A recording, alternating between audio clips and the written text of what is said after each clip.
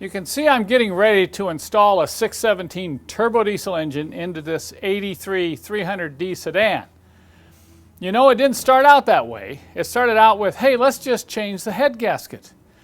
You know, it was having a little overheat problem, and it was showing signs of, exhaust or compression gases in the coolant. So the owner said, man, I'm just going to change the head gasket. And I warned him. I said, well, just be ready. You know, it's not always as it appears. I've seen this happen so many times on engines that have suffered some sort of what I will call catastrophic failure. Now, a blown head gasket is a catastrophic failure. Granted, it's one of the smaller ones. Another example might be throwing a timing chain. And people think, oh, I'm just going to take the engine apart and I'm just going to change the chain, and I'll be fine.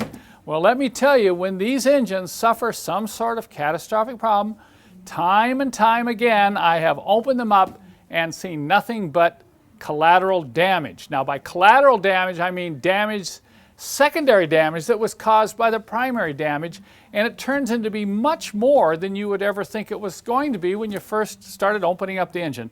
And that happened here.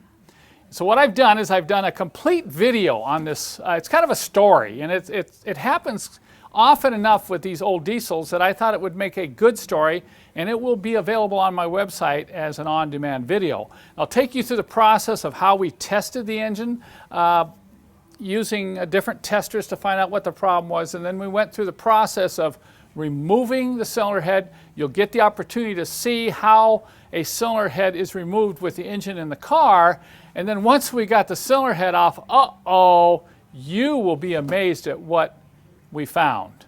And it turned out the engine was just not, repairable, short of taking it all apart and totally overhauling it. So the owner had another good engine, and we decided to put this engine in. But we didn't just grab this engine and just throw it in. And in this video workshop, I will explain a number of things that we do to these engines, used engines, before we install them in the car.